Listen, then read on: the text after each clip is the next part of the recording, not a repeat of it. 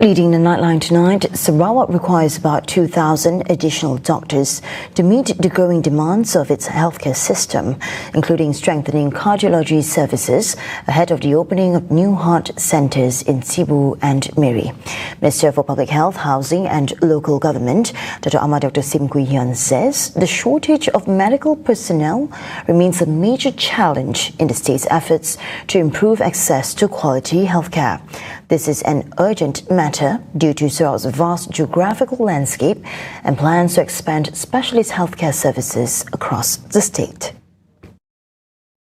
So minimum of each heart center, right? In satellite heart center, you need at least 3 to 4 cardiologists because you need days off at night. Because you can imagine if doctors work the whole night, right? The next day start work on you. You know, because you're so tired already, and oops, mistake. You don't want the doctor to say, oops, mistake. Sim also stresses that every heart center, particularly satellite centers, will require at least 3 to 4 cardiologists to ensure round-the-clock coverage. According to him, cardiology services must be available day and night, warning that overworked doctors face a higher risk of making mistakes that could compromise patient safety. Therefore, the construction of heart centers in Cebu and Miri is a key step towards reducing dependence on the Sarawak Heart Center in Kota Semarahan, which currently serves as the state's main referral hub for cardiac treatment. He also reveals that plans are underway to train more specialists to ensure Sarawak has the expertise and manpower required when the new facilities begin operations. In a related development, Sim says Sarawak has already proven its ability to produce top-quality specialists, noting that about 10% of Malaysia's cardiologists received training at the Sarawak Heart Center. France is ready to work closely with the Sarawak government in its efforts to position the state as a regional clean energy hub. French Ambassador to Malaysia, Mark Abensour, after a courtesy call to Sarawak Premier, Datuk Peninggi Tan Sri Abang Jari Tunapeng, says several French energy companies have expressed interest in participating in Sarawak's renewable energy development projects.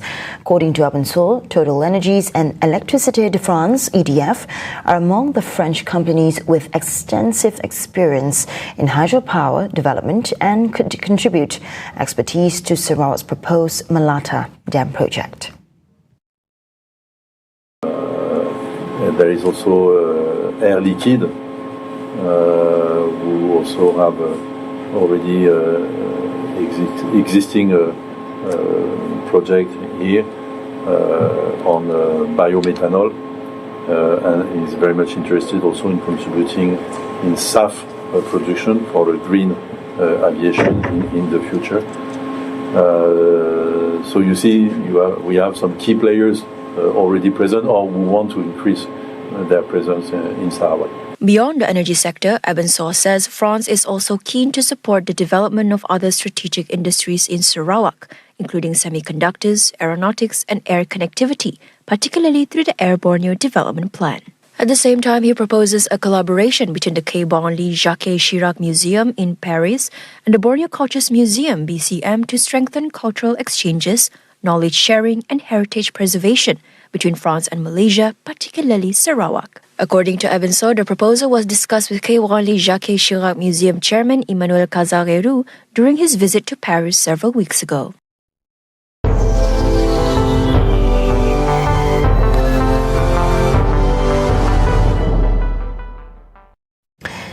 As peace in Lebanon has been a key condition for Iran in talks with the US, Washington has announced a new round of negotiations between Lebanon and Israel.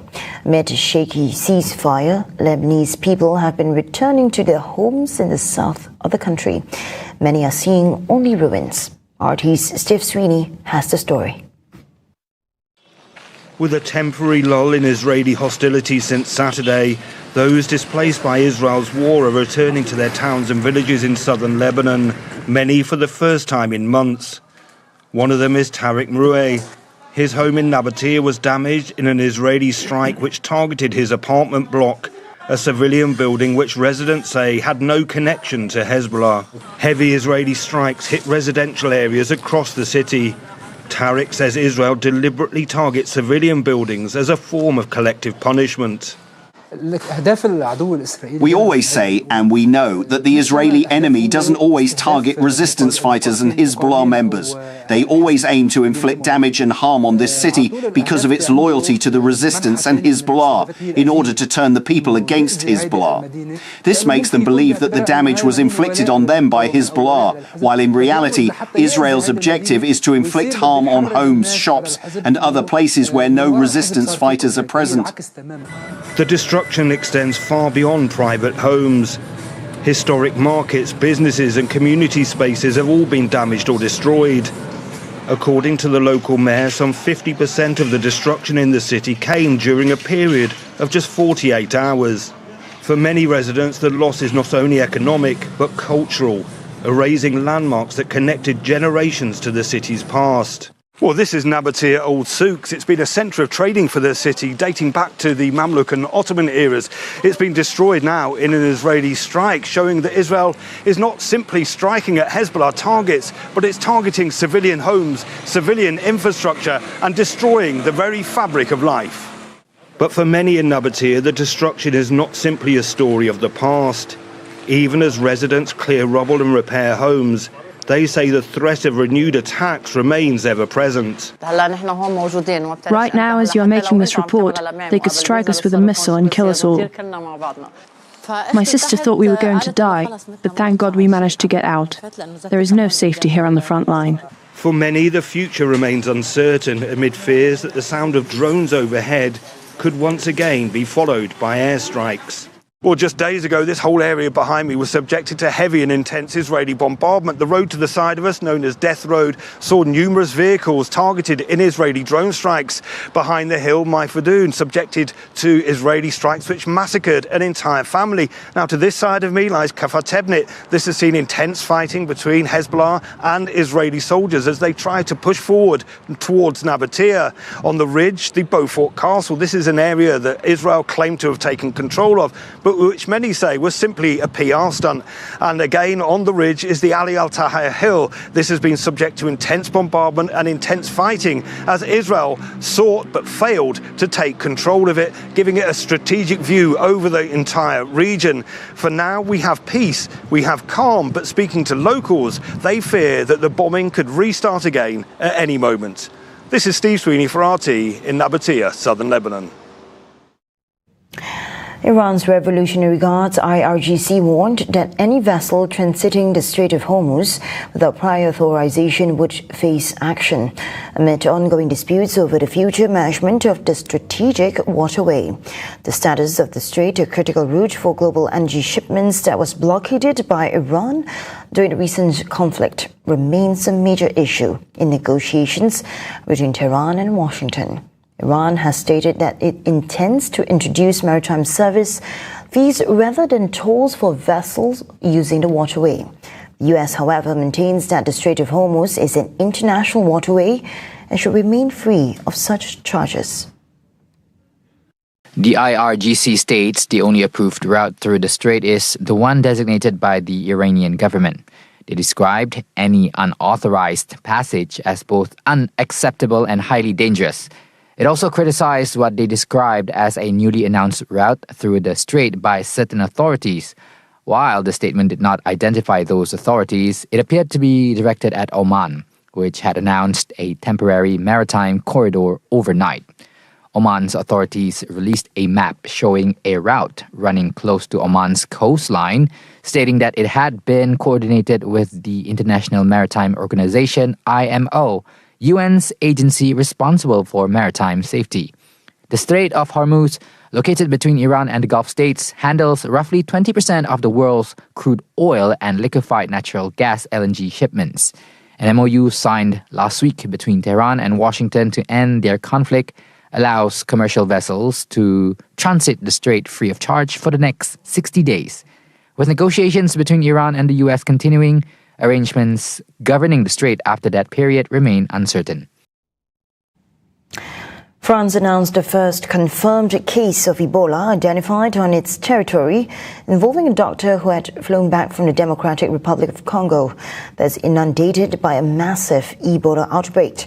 He arrived in Paris on Tuesday, boarded a commercial flight from Kinshasa, and was almost asymptomatic except for headaches. The case becomes the first outside the African continent during the current outbreak, which has also affected Uganda. Mais normalement, on part du principe qu'il faut un contact étroit et donc des microgoulettes, donc des fluides corporels, notamment le sang, sperme, tout ça, et tout ce qui est microsalive et compagnie. C'est pour ça que les médecins qui soignent les patients Ebola sont aux premières loges et au premier contact du virus, et également que lorsque les patients morts, lorsque les patients sont décédés, notamment en Afrique quand il y a des rituels mortuaires, c'est là où il y a beaucoup de contagion possible. About 80 health workers have been infected, highlighting the risk they face and the importance of strengthening infection prevention and control. In 2014, during an outbreak in West Asia, 2 patients were transported to France, but they had been diagnosed abroad.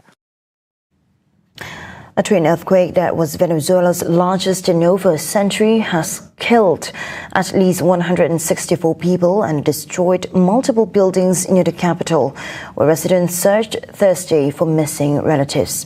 Venezuela's strongest earthquake since the 1900s sent rescuers and locals clambering in the dark over flattened apartments, hunting for survivors and extracting people from under the ruins.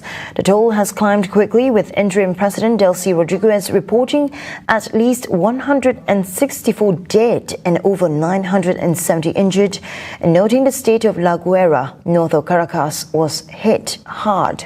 On Thursday, the country's acting president, Delcy Rodriguez, says the earthquake had triggered about 30 aftershocks, noting that the government is currently coordinating resources nationwide to strengthen rescue efforts in the hardest hit areas, and has called on the private sector to help procure rescue equipment and supplies. She expressed hope that improved visibility after daybreak would enable rescue workers to accelerate search and rescue operations. The quakes were among the strongest to strike Venezuela in more than a century and could be felt throughout the region.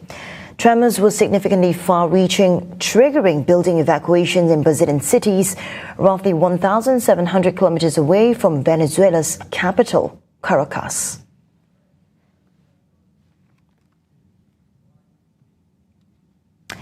And those were the updates on TVS Nightline. I'm Shal Shamato. Thank you for watching and have a good night.